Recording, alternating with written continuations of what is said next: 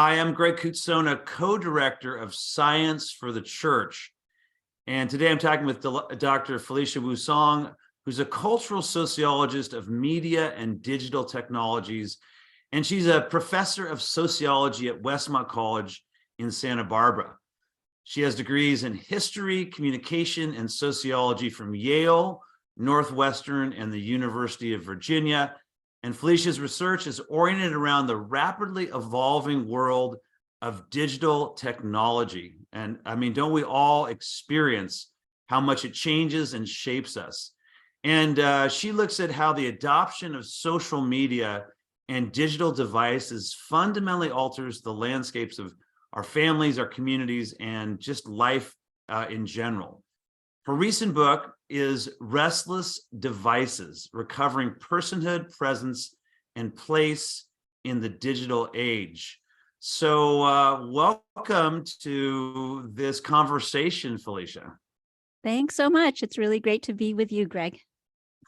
I have so much enjoyed getting to know your work, and I find it really important for my own life as a follower of Jesus, and also in understanding, how we're shaped by these digital devices that we walk around with. I thought we might start with those three words from your book before I get into maybe your background and how you came to faith in Christ and your own work in social science and so on. So I'd love to hear just maybe if you could talk about personhood, presence, and place in the digital age and how we recover each of those three things.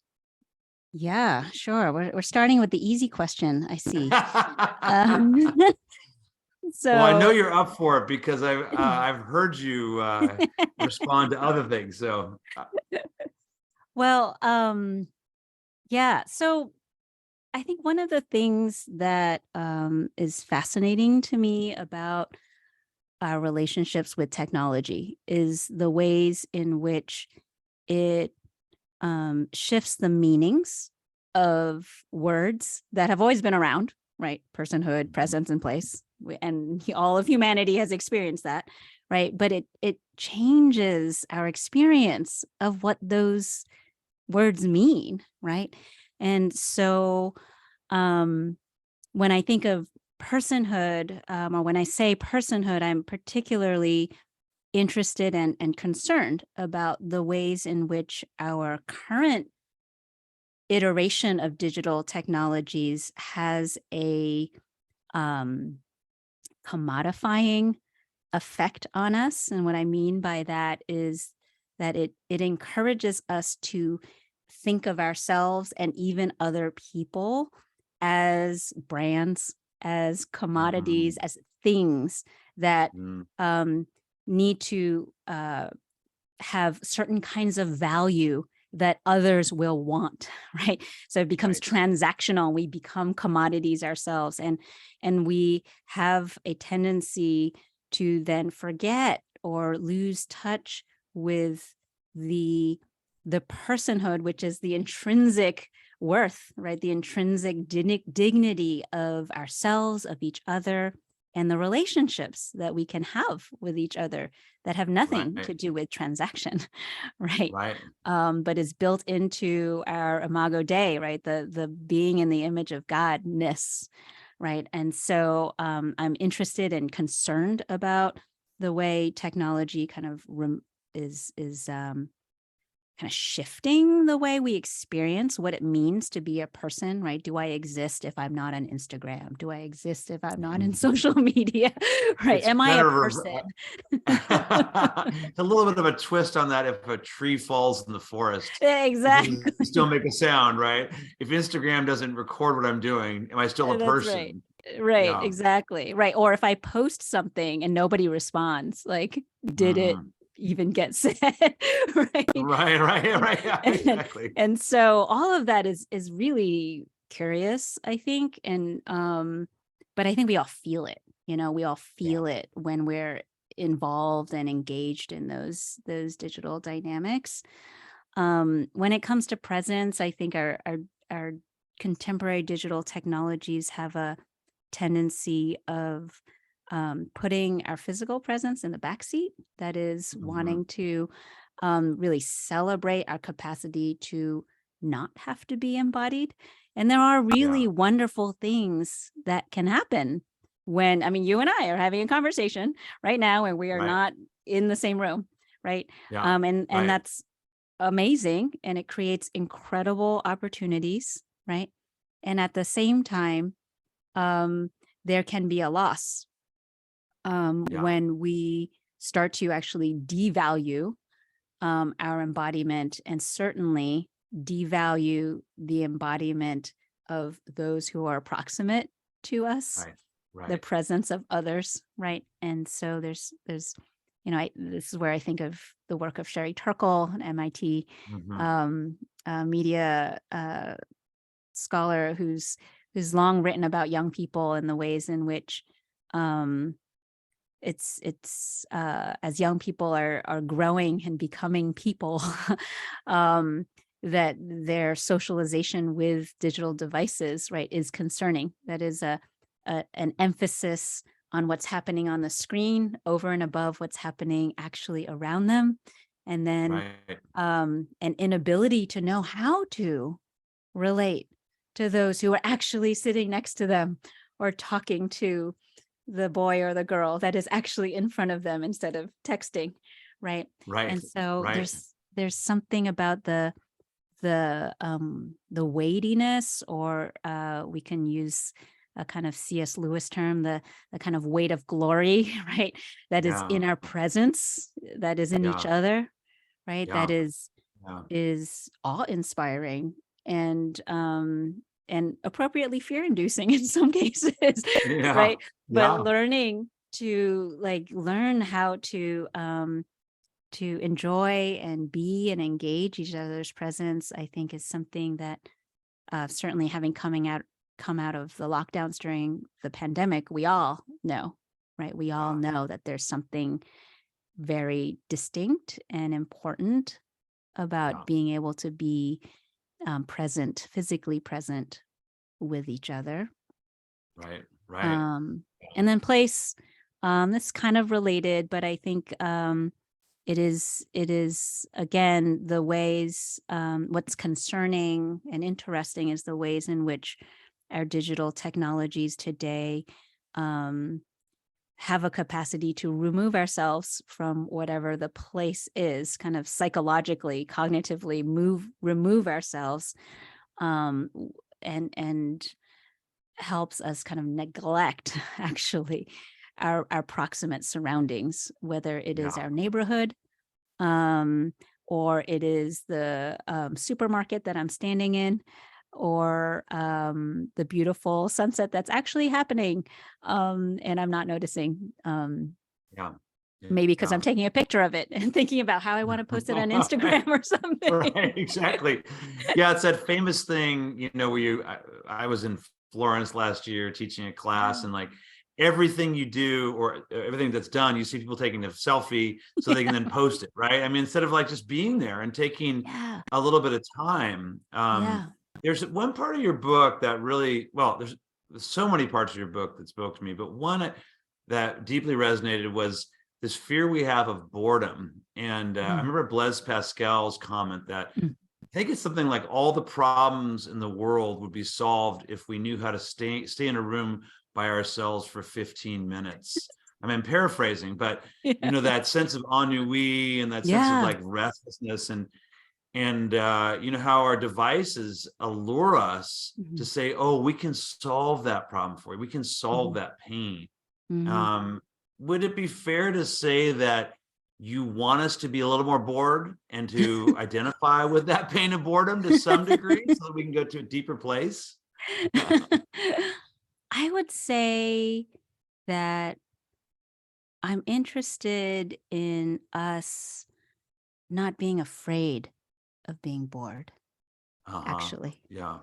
Yeah. um, and not relying on our digital devices to so quickly close off that possibility of becoming bored, Yeah. Yeah. because there are second order goods, as the philosophers say, right? That there are certain kinds of goods that can come out of experiencing boredom, even though boredom itself is a very unpleasant and negative experience. Right.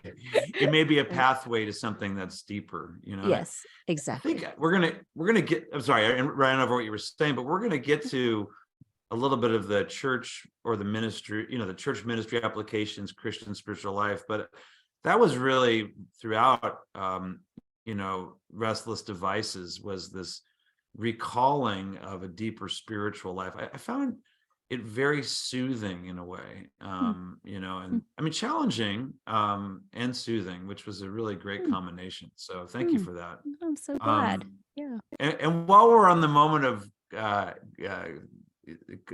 compliments, which I have many for the book, but you're just a good writer, and I don't say that easily, quickly. I mean, you have a really alluring and inviting style. So Mm, I wanted to also just say that to anybody who might be listening mm, to this, that this is a book that you'll enjoy reading as well, which was great. Thank you. Thanks. One of the things then is learning a little bit more about how these two things of Christian faith and your work as a social scientist intersect. So, Mm, if you were to do a timeline of those two things, is there one that started before the other, or did they come together? In other words, your work as a sociologist and your faith in Christ. Would you mind giving a little background to either or Yeah. both of those, however Yeah. they weave together? Yeah. So I grew up in a Christian home, Mhm. and attended a ethnically Chinese, Baptist, functionally Baptist church. Went off to college, joined InterVarsity. Mhm. And it was there during my college years that I learned two key things that I didn't really have a whole lot of prior experience with. And that was, that God really does love me, actually. Mm. That was a profound um, understanding to gain through community in college. And then I learned about the Holy Spirit. That Mm. was not a part of a large part of my Christian foundation up until that Yeah. point, and that the Holy Spirit transforms us and is present with us. All of that was incredibly just a revelation. And so, so I would say, I don't have, I do have like particular moments when I confirmed my commitments to the Christian faith, but there was never any sort of major conversion Mm. place. Yeah. Um, and It's what was always been a interesting, part of your life growing yeah, up in, it in was the always church and in the there, and Christian home. Yeah. I didn't have any dissonance with it at any particular point. But I was Yeah. always learning new aspects of it that I didn't Yeah. fully grasp before. Yeah. And Can I pause you in one yeah, part there before you get to the next thing? yeah.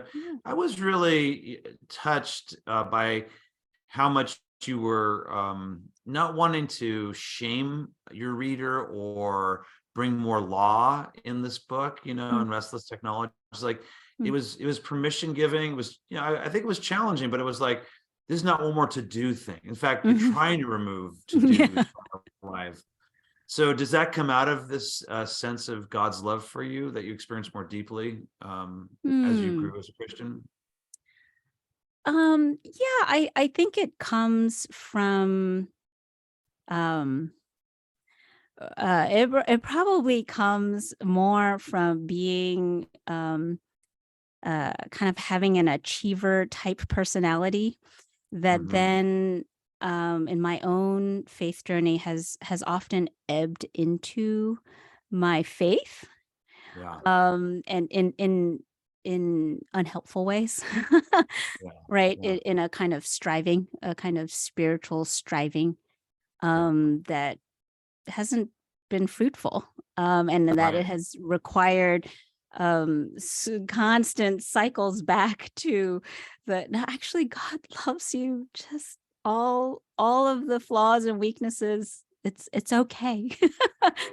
Right, And right, that's yeah, just something I'm always in struggle with in my yeah, own journey. And so yeah, not I think part of writing the book is and also I think um when I'm in conversation with other people of faith about technology is always feeling like there's this quick tendency to feel shame about one's digital vices or unhelpful habits and to kind of move into I think not I don't know, again, not a helpful or truthful actually space.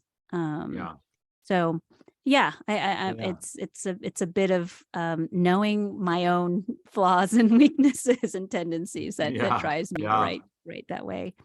yeah, Um, yeah. I think I um, probably interrupted you. You were talking to, I think, probably about your social science work and how that came to be. But yeah, yeah. yeah, So, I came to I think what a lot of Christians, especially from the Reformed tradition, called the life of the mind.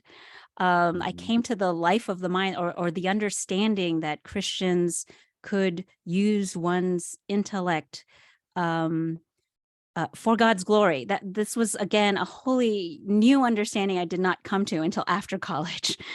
So I was a yeah, completely late bloomer on all of that.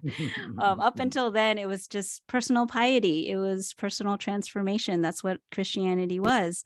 And then when I learned through some time at L'Abri Fellowship, actually yeah, up in Southborough, Massachusetts, that one could use one's mind to bring a Christian perspective to any type of topic. That was when I started becoming interested in media and technology. I had okay, stumbled upon reading Neil Postman's Amusing Ourselves to Death, yeah, and Marshall McLuhan too. McLuhan. Yeah, Yeah. And so it was from there that I through a number of um, personal and then professional connections ended up in sociology of all places, which I didn't know anything about, quite frankly.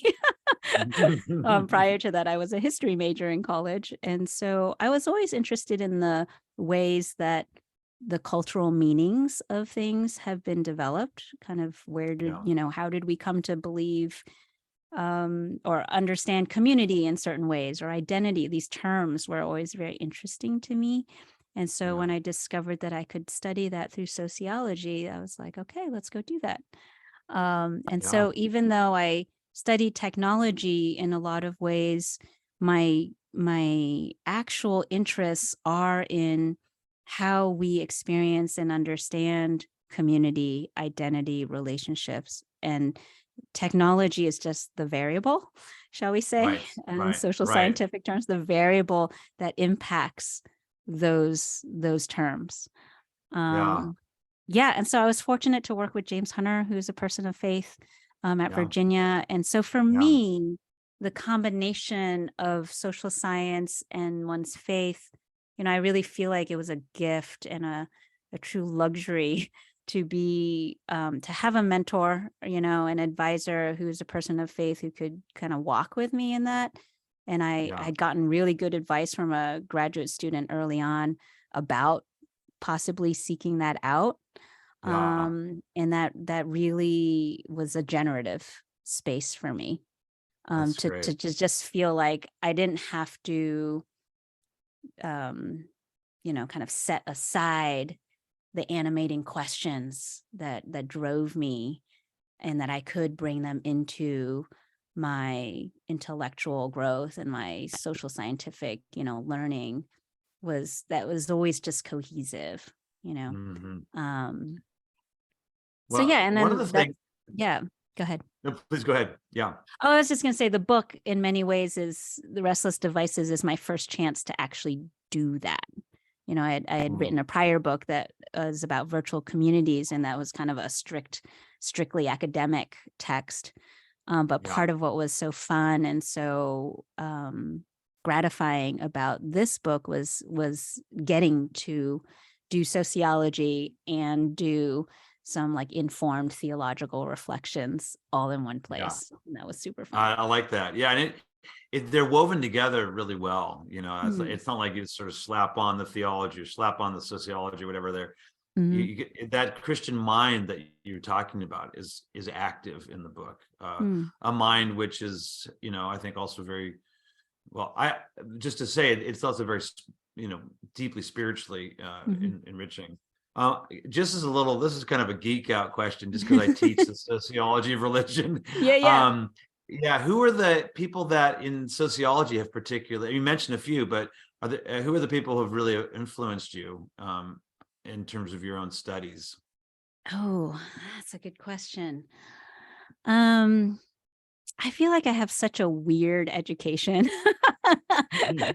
um, Partly because like I never lost my love for history. Yeah, So early on I spent a lot of time reading Christopher Lash actually. yeah, um yeah, and then I spent a lot of time um because I was doing work in thinking about communities. So then I spent a lot of time reading Putnam. yeah, Again, not a sociologist, yeah, but his work kind of weaves in. I think I find my home, when I think about like the classical theorists. yeah. Yeah, like I read Max Weber and I read about the iron cage and I read about Right. dehumanization. And I'm just like, yeah, brother, just preach. Yeah. What I mean? Right. It resonates deep with me. All right. Well, I um, think about his idea of rationalization and the secularization thesis, and I'm personally very interested in the whole development of the nuns, because that's essentially how I yeah. grew up in the Bay Area. Okay. Yeah. For at least that reason, if not others. And it seems like the development of technology, especially the smartphone, carrying the internet around in our pockets or in our, in our faces, really accelerated all of that process. I don't know if the secularization thesis Mm, that, we're just going to become unreligious and secular has actually, panned out. I think mm, Peter Berger was right about that. mm, But at the same time, I think there's something, might call it the individualization process. Like, mm, religions become so individualized mm, and so on. Anyway, the point being, it's like the growth of technology really is important in understanding the relationship of how sociology understands religious and spiritual life. mm, So to mm, me, there's a really interesting and mm, important connection there mm, in what you're doing. mm. I guess there's a question there somewhere. I mean, is there something you also see in terms of technology and your focus on technology, in terms of your work as a sociologist, and how that carries forward sociology in some ways? Yeah. Well, I think it is like when you talked about rationalization, it is that point of contact between our particular iteration of digital technology. And I keep on saying that because it's like our technology landscape doesn't have to be the way it is, right? And it just Right. happens to be commercial.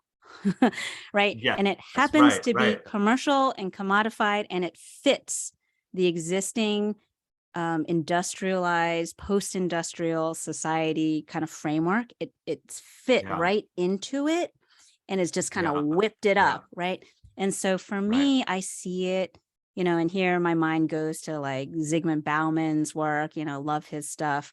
It fits Yeah. with all of that kind of postmodern condition stuff that is very much connected to consumer society Right. and capitalism, and Yeah. so to me, that is where a lot of the conclusions I reach are similar, akin to so many others who have written on, consumer culture and commodification. Hochschild, all these different people who have Right. worked it out in different spheres of society. But I Yeah. think it's the same. It's the same dynamic. Well, I think your emphasis on the marketplace and how we've become commodified is really powerful. That verse in the Sermon on the Mount, you can't serve both God and mammon. it's just so accurate Mm. because it is really difficult to serve God and have our personhood, even our place, and our presence commodified. And Mhm. you mentioned this in one of the podcasts I listened to, but these digital media companies, and I'm not making them evil, but Mhm. they are grounded in what will be a profit to Mhm. Google or Mhm. Facebook or whatever, right? Twitter, et cetera. And the more that we give ourselves to them and Mhm. our likes and our preferences Mhm. and our profiles, we are giving away something, Mhm. and we become more commodified. And Mhm. I think what I read in your book and in your work more generally, this desire to live for God ultimately. I don't mean to make it too simplistic, but like Mhm. there's a spiritual openness that there is a divide at some level that we Mhm. need to move more deeply into Mhm. that spiritual life with Christ, Mhm. and to resist that commodification of our digital our digital devices. So I just found that really, really helpful, and it kind of is awakening at some level. Mm. Mm. Yeah, I mean, um I think that incommensurable choice, right? God and Yeah, mammon, right? yeah. I think of it as two stories, right? Like you can only live into one story. Mm, Every little thing that we're doing is living into one story or the other. And yeah, unfortunately, the digital story, so much of it is just completely opposite to what the Christian story is, yeah, yeah, unfortunately. And there are yeah, many stories that one can live, right? But just yeah, putting these two next to each other, it's like when you start comparing them, it's just like, oh wow, we're just, scarcity in the digital landscape versus the abundance that is promised in a life with God, right? It's totally different, right? Your yeah, yeah. orientation is just going to be one, or you can't do both. No, Right? no. Well, I was just Yeah. thinking about the other day, and partly because of your book, but partly for other reasons too. Just all those texts that come in and that insert themselves in my life. You know what I mean? We're tempted to do them while we're driving, right? Which is completely dangerous, but it's what happens. Or maybe we'll do it at the stop sign or the stoplight, right? Yeah, And yeah. like, I'm old enough that I remember before we had texting. I remember before we had really smartphones. I mean, definitely before we had smartphones.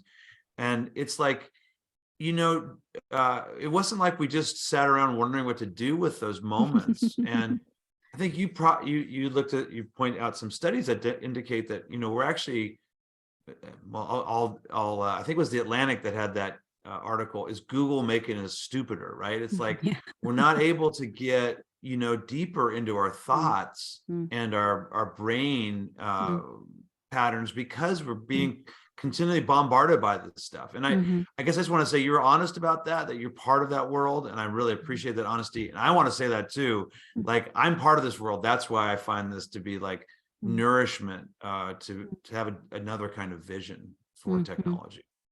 Yeah, yeah. And I do think that what makes it so difficult to resist is both the the the technology itself, like you're saying, the notifications that are just coming at you and pinging, right? But Yeah, then there's also um this cultural assumption or discourse that says, oh, I need to check it because that's what productive people do, right? right, Like right. I need to use every second of my life to Yeah, be, you know, aiming for that, zero inbox or crushing every response, right? yeah, Otherwise I'm not being productive, right? Which yeah, makes me a lesser person. And yes, so I think it is the commodification industrial rationalization story. It is the raw technological um mechanics, right, yeah, of what's happening now. But there's also this other kind of really interesting story to me about like productivity and what makes someone a good human being, right? Well, and even what you said earlier, that what makes you a person, like we're Yeah, right. almost giving away our essential nature as beloved by God. Like that's the Mhm, most important thing to this mhm, idea that, well, it's how many likes we have. Like we're a bigger person if we have more likes on Instagram, or more on TikTok. And I think that's a fundamentally spiritual question. I yes, mean, and it's also a yes, philosophical question, like who are we? You yeah, said it earlier. Are we anybody if we don't have a Facebook following or a Twitter mhm, following? And mhm, I'll just be honest, I struggle with that mhm, as a content producer. And it's like, yeah, if I have whatever my 800 followers on yeah, Twitter, am I 1/100th the yeah, value of an 80,000 follower person, yeah, right? You know what I mean? right. Um, so it's really crazy where Yeah, we go. yeah, Um, yeah. I wanted to ask you about one of the great ideas you pick up from James Smith about counter liturgies Mhm, in your book, and utilizing counter liturgies in light of some of the problems of digital technology. And I want to say, in case we haven't said it clearly enough, that you're not saying you have to give away all of the engagement with digital technologies. It's mhm. just use I would say it's using Jesus's words. The Sabbath was made for us, not us for the Sabbath, right? So that these technologies are for us to use. We've created them. Mhm, Can we use them properly? mhm, So mhm. anyway, can you say a little bit more about counter liturgies and what that means in light of Yeah, digital technologies? yeah, sure. Um, yeah, so as you said, following Jamie Smith's work, right? The idea is that so many of our routine habits are like liturgies. They are forming us in a certain direction, and I want to argue that our digital habits are forming us away from God very often in the ways that we've just discussed.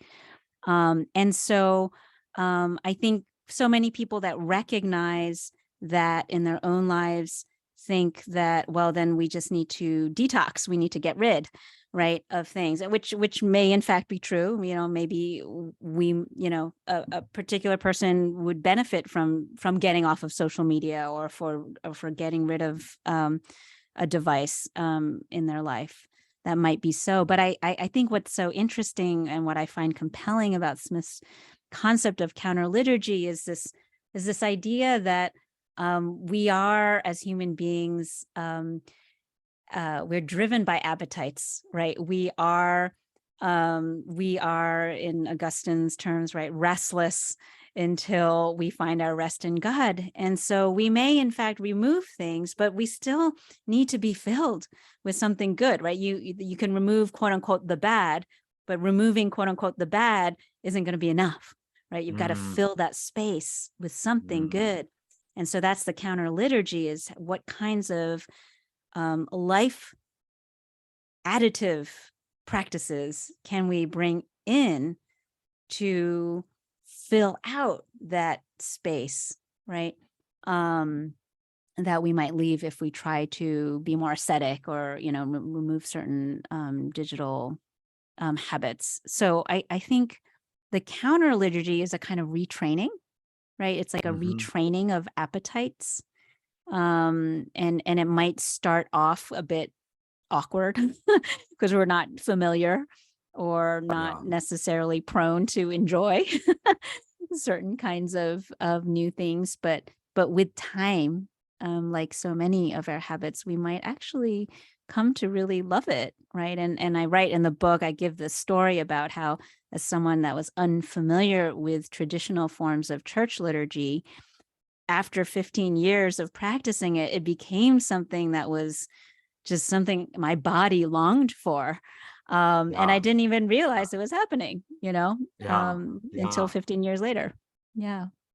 Yeah, I love that. And one of the things that spoke to me was not picking up your devices or plugging in, however you want to call it, for the first 15 minutes at least of the day. I believe is the Mhm, amount of time you had. And you're mhm, mentioning, and during COVID, we were on this so much, right? And Zoom so much that I brought out I'm a Presbyterian pastor, okay. and I brought out my Presbyterian book of worship. Mm, And so every morning I go through the daily office, the daily prayer time. in the book. Like the book itself was important. Like I wasn't Yeah. looking at a cell phone. It's also on, devices, but Mhm. I found that really grounding, and Mhm. partly probably it could be age, but I just love like the feeling of the Mhm. paper and the look of the book and the notes I took. And there's something a little bit of less alluring about a book, a little bit more subtle. It's not quite in music. It's not fortissimo. It's more mezzo piano. It's like, you're playing a little lighter notes, right? Anyway, so I thought that was a great reminder of why some of those counter liturgies are important. And for me during COVID, the particular times of COVID, like lockdown protocols, et cetera, that was really helpful for me to have that kind of counter liturgy. Mhm.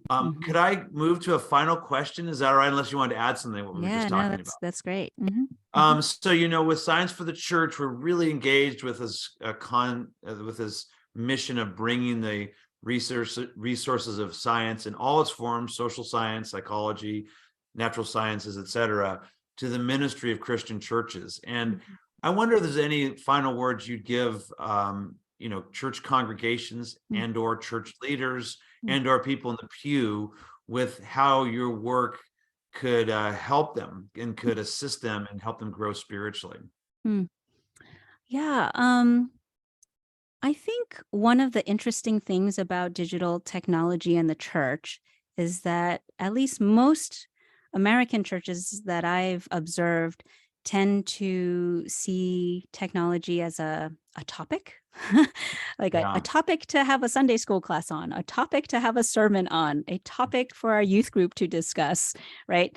And it's usually a topic that is related to a vice, like pornography or polarization, or right, and that's fine. Or There's a stress, maybe like anxiety or Yeah, something like that, yeah, right? that's a Yeah. good time for that, and there's an appropriate place for that. But I would actually submit that when we do that, we're actually missing. We're completely missing the role that technology is actually playing in our lives. Because I would argue that technology is digital technologies today is successfully discipling us in Mhm. ways that are outstripping what our churches are doing and outstripping the discipleship, right? That so many of us actually long to, right, engage in the Christian discipleship. And so it is the practices, it's the picking up of the phone and texting, and right, it's all those small things, right, that is constant and ubiquitous and built into the way we relate with each other, the way we work, the way we do church, even, right?